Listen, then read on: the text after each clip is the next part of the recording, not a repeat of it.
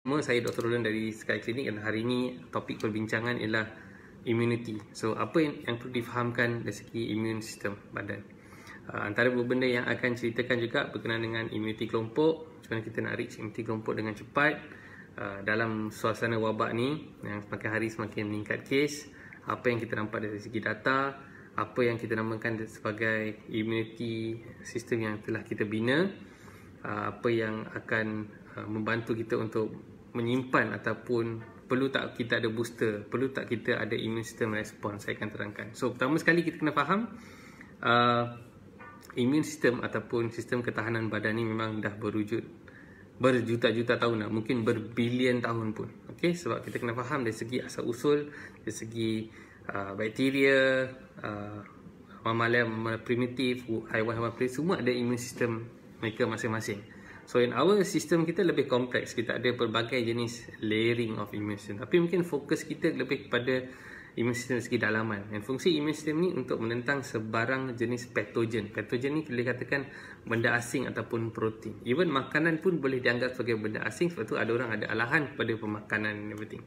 So our immune system ada merata-rata dalam badan, and kita kena faham fungsi dia untuk melindungi kita dari segi anasir luar ataupun anasir dalam. Anasir dalam ni mungkin boleh dikatakan sebagai situasi di mana kita ada ada orang ada sel-sel kanser ke, benign ke, malignant ke, sistem imun kita akan pergi menyerang dan membunuh sistem tu. So, bila kita lihat kepada situasi wabak yang berlaku sekarang ni, what we have to understand is kita akan tengah menghala ke arah herd immunity ataupun immunity kelompok. Maksudnya lagi ramai orang yang dah terdedah kepada virus, satu situation di mana natural immunity, anda terdedah kepada virus, anda mungkin kategori 1, 2, 3 or 4, anda recover, maka anda dah develop immune system.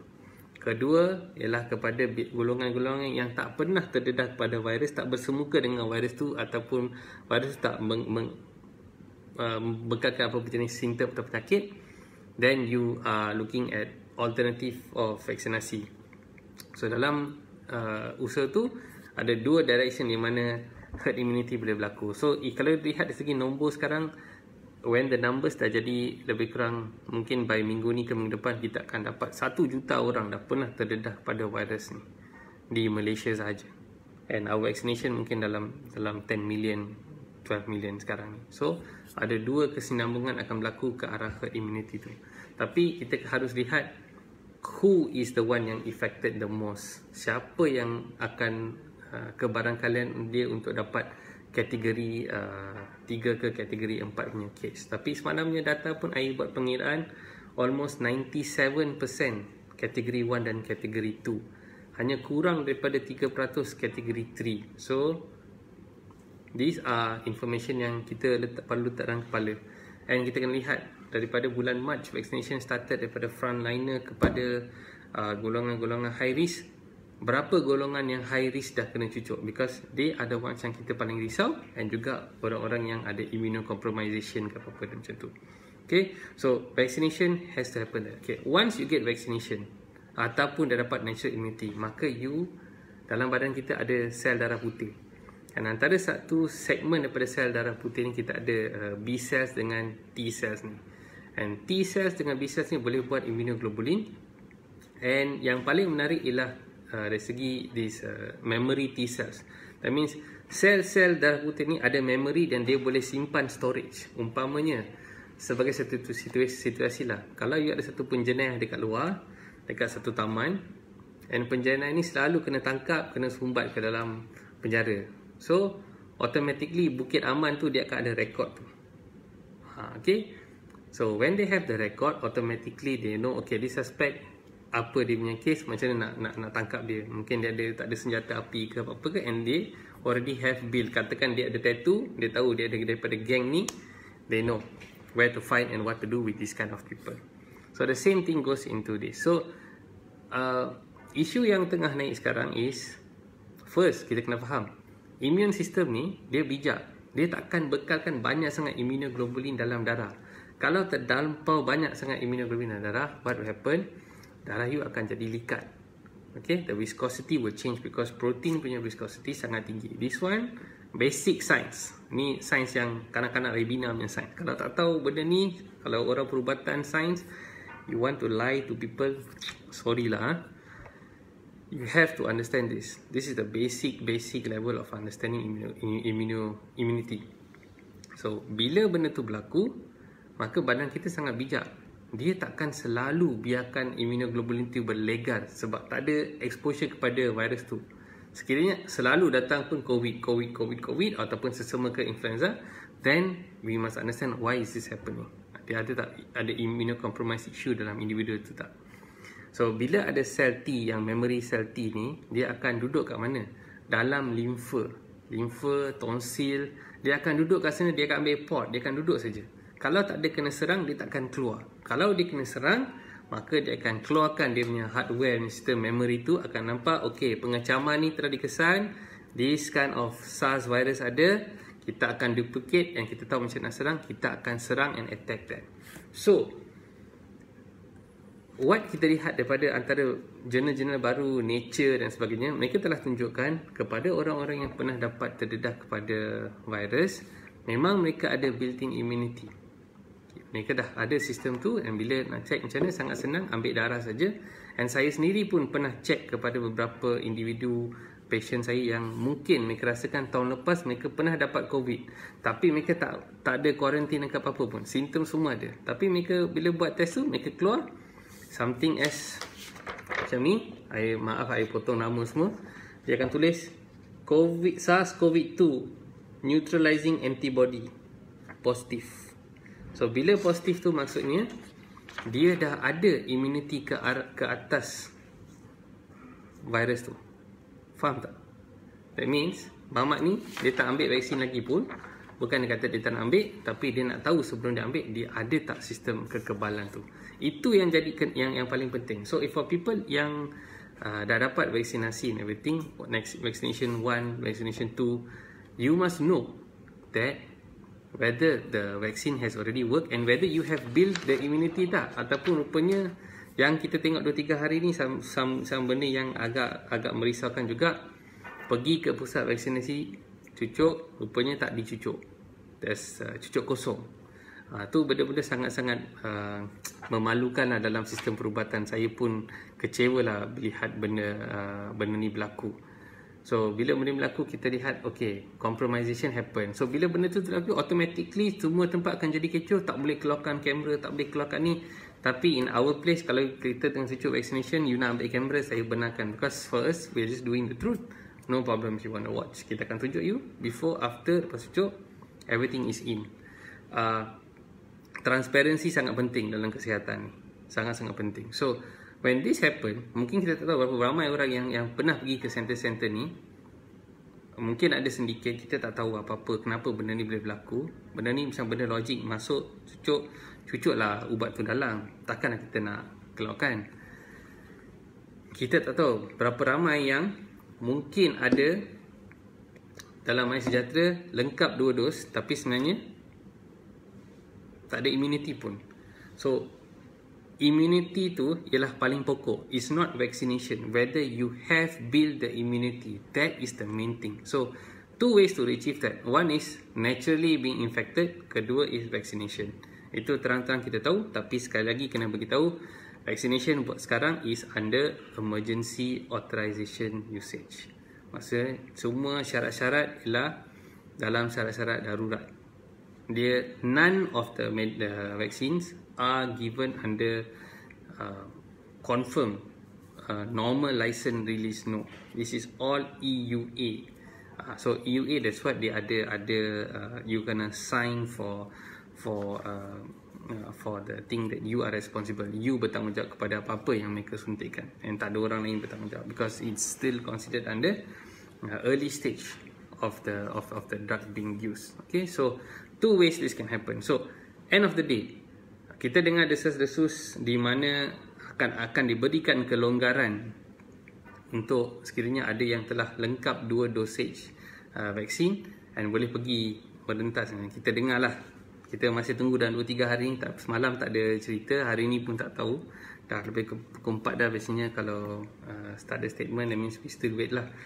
Tapi yang bahaya kalau benda tu berlaku is sekiranya keberkesanan vaksin ialah 90%, 60%, 70%, makanya akan ada juga satu geng 10%, 20% yang mungkin lolos in terms of waktu yang genting ni yang herd immunity.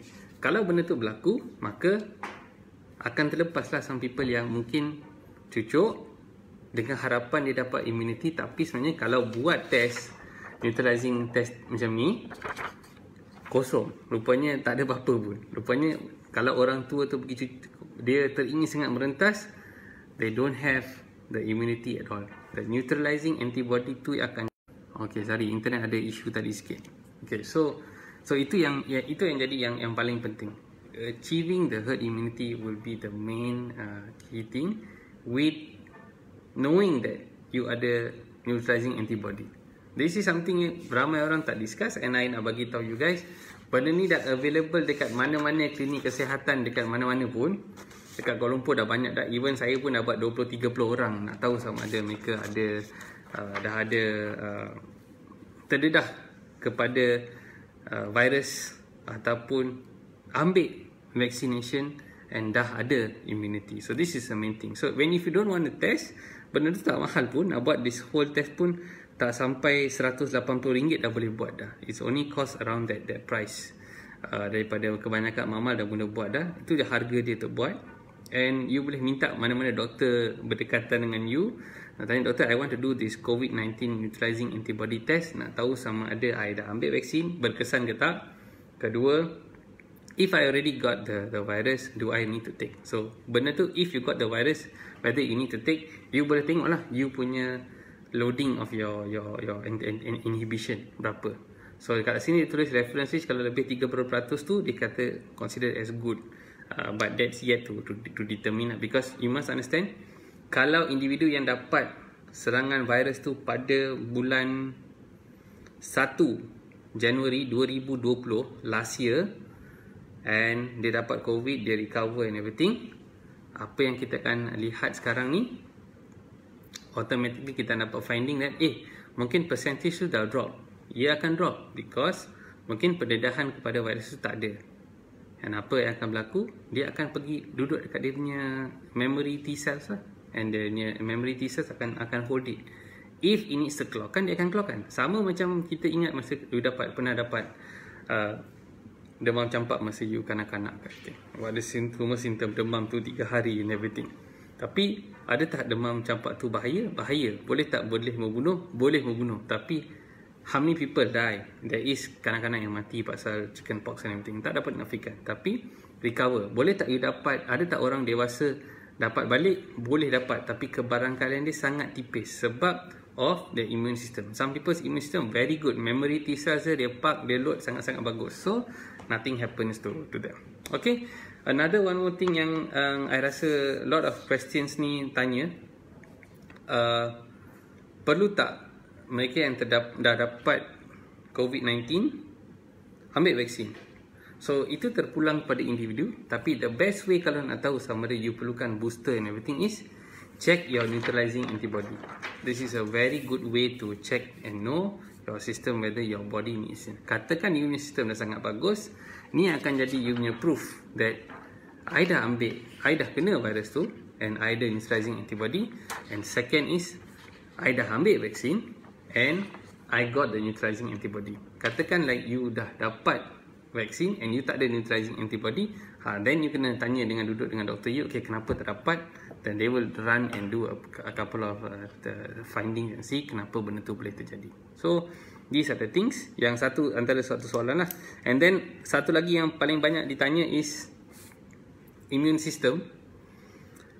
Katakan ada masalah autoimmune, adalah masalah psoriasis, eczema, Hashimoto dan sebagainya. Boleh tak ambil vaksin ni? So nak kata yes or no, saya tak boleh kata kat sini, because this is going to be a personal consult. You kena rujuk kepada doktor yang you ada, personal doctor you, and discuss. Dia ada tengok blood record you, ada tak alahan ke apa-apa. how is your last punya result and everything, and then decide whether it's safe ke tak. Okay, for some people yang my patient, ada yang kata tak ada masalah, ada yang saya kata hold on dulu. Bukan semua orang boleh ambil sesuka hati sekiranya dia ada alahan kepada apa benda. So sometimes dia ada alahan kepada certain toxic metal, no, they cannot take, wait first. Sometimes kita ada cukup finding everything. Another thing yang susah saya nak jawab berkenaan dengan paksaan oleh majikan. Paksaan oleh majikan untuk cucuk COVID-19 punya vaksin. Okay. First and foremost, kita kena refer kepada blanket punya statement yang kita faham daripada mana-mana borang JKJV ke apa-apa docket daripada yang dikeluarkan oleh NPRA dan sebagainya. Dia terang terang antara ayat pertama yang kita tulis, vaksinasi adalah pilihan individu semata-mata. Pilihan individu semata-mata, and everything sekarang berdaftar under emergency usage of authorization. Okay. So this is sekarang ni hanya digunakan untuk proses kecemasan itu memang digunakan. Okay. When the clinical trial akan habis pun kita pun tak tahu. So itu satu benda yang penting. Sekiranya ada paksaan kepada individu yang bekerja dalam majikan everything, there is mungkin kena minta you punya peguam ke ataupun berhubung dengan bahagian-bahagian NGO yang boleh intervene untuk benda ni, because tak ada orang boleh paksa you apa-apa ubat. It cannot be forced, so it has to be certain clause you need to look at, because anything is, this is your own personal usage, your own personal body. Kalau you want to take, you can honestly take it. If you do want to take, nobody can force you. Tak ada orang boleh paksa. Hanya dia recommend to take because of it will protect your body in terms of recovering and building immunity. Side effects, risk factors, itu another day, another topic. Okay, so these are the main things yang kita kena look at. Whether they can paksa kids to vaccinate, nobody can force. Because ada parents akan jadi jurisdiction. Boleh dia paksa budak-budak masuk sekolah to be vaccinated. So far, even vaksinasi dulu, BCG and everything pun, sekolah tak pernah tak benarkan budak-budak yang tak ada vaccination, dia tak pernah halang. So it's still a grey area to discuss lah. We do not know lah what is the things. Tapi at the moment is under your own human rights punya ni, you ada hak untuk terima, you ada hak untuk delay, you ada hak untuk tolak. Okay? Tapi as doctors, yang paling penting is we want the public to be safe. Sekiranya you jenis dalam kategori yang high risk, ada masalah banyak penyakit yang kronik, yang you rasa pengambilan vaksin tu akan membantu you supaya tak dapat, sekiranya terdedah pada virus and dapat apa-apa penyakit kronik, then you take the vaccination. If you feel your body is strong and you want to wait, it is your heart. But for us as physician, we have seen enough of data to show function of vaccine, and at this current point, function of vaccine works to reduce hospital admission. Itu yang paling penting. To reduce hospital admission. That's the only thing. The vaccine only helps build some amount of immunity to help reduce hospital admission, so you don't fall into category 3 and category 4. Whether exposure terdedah pada virus, benda tu akan berlaku, akan senantiasa berlaku walaupun you cucuk vaksin. Virus tu boleh hinggap dekat badan you. Virus tu boleh ada kat kulit saya, ada boleh masuk dalam hidung, boleh masuk dalam mulut, boleh masuk dalam telinga. It can happen. But when my body already dah buat pengecaman kepada virus ni, tak ada chance untuk virus ni replicate ataupun replicate dalam badan saya. Dia tak boleh hijack badan saya untuk replicate dengan begitu lama, because memory cell saya dah akan dah virus ni ialah pathogen daripada luar and terus attack. Tapi apa yang berlaku sekiranya tak ada pendedahan kepada the by vaccine or natural immunity, maksudnya you dapat penyakit tu, what happen is you akan get the exposure and time you akan makan time, akan hilang time lah. di mana virus tu akan masuk, dia akan hijack, yang baru immune system ni baru datang buat pengecaman, baru nak proses untuk lawan. So that you waste a lot of time. So this I'll sum down to the two big question, whether you need one. Third one, paling penting, whether you need booster or not. Okay, booster ni telah dapat mixed view from many doctors, journals overseas and everything. Kalau you tengok Nature Journal, nanti I akan cuba post it up on our Facebook, on the article. Journal tu tadi ambil baca je. So they showed that sampai 10 bulan pun memory T-cell kita, CD4 dengan CD8 ni masih ada untuk lawan. Tapi kita, seperti I katakan kepada you, yang kita ambil kat darah, kita ambil kat lymphocyte, kita never take from the duduk. So that is something yang we have to know how it actually works. So dia dah tunjuk even sampai 10 bulan pun ada still the cells are actually moving inside. Okay, so macam mana nak, another question, macam nak tingkatkan immunity? So tingkatkan immunity sangat senang, and just kita lupa je. First thing is especially dalam improving the memory cells kan, vitamin D daripada cahaya matahari ataupun ambil vitamin D has been proven memang boleh sharpen ataupun mengasahkan sel-sel darah putih kita untuk menentang. Okay, other things is pemakanan sihat, seperti makanlah clean, janganlah makan benda goreng, fast food, MSG dan sebagainya. So pemakanan sangat penting. Vitamin D daripada cahaya matahari free saja, tak perlu bayar pun. Pergi berjemur lah. Kalau nak lari tu lari petang-petang ke, ataupun lewat pagi sikit, macam pukul 9, pukul 10, sekejap je cukup. Exposure. Kalau pergi kat luar tu pakai baju yang lebih terang sikit. And then after that is pemakanan. Sama ada nak makan makanan sunnah boleh, tak ada masalah. Tapi jangan taksub sangat with certain things. Makanlah pelbagai benda yang berkhasiat, yang kita tahu kita ada, kita mampu. Itu paling penting. Jangan beli benda mahal, lepas tu tak mampu, tak nak maintain. So vitamin C boleh makan buah boleh makan sayur, makan daging, no problem with all of that. And last but not least, kecergasan. Kecergasan tu sangat penting. Kenapa? Especially in this time, seperti saya katakan tadi, sel-sel memory T-cell ke, ataupun katakan terdedah, mereka duduk dalam limfa. So kalau lymphatic drainage yang kita namakan tu, pengaliran limfa tu tak bagus, maka akan terbantuklah ataupun terlambatlah pergerakan sel-sel ni untuk datang buat serangan and everything. So simple exercise, stretching, lari, berpeluh, buatlah sampai senaman tu sampai berpeluh sikit. Dia akan improve cardiovascular rate you. Bila cardiovascular rate you ni meningkat, dia akan berpeluh.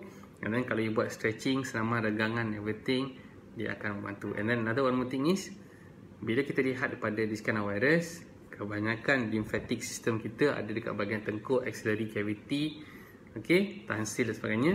So janganlah duduk banyak macam ni. If you start doing this a lot, pengaliran kat sini semua akan tersangkut. Bila tersangkut, lambatlah. So sunlight, good food, some good multivitamins, vitamin C, vitamin D, exercise, berpeluh, akan meningkatkan sistem immunity you. Simple saja. You just need to do all of this. Kita jangan lengahkan, dia harapkan pada satu benda yang macam vaksin ataupun nak dapat kena jangkitan. So at this moment memang vaksin rate sangat cepat. Seperti I predicted bulan lepas, 6 minggu lepas pun I dah cakap dah, kita akan speed up sampai 400-500 ribu.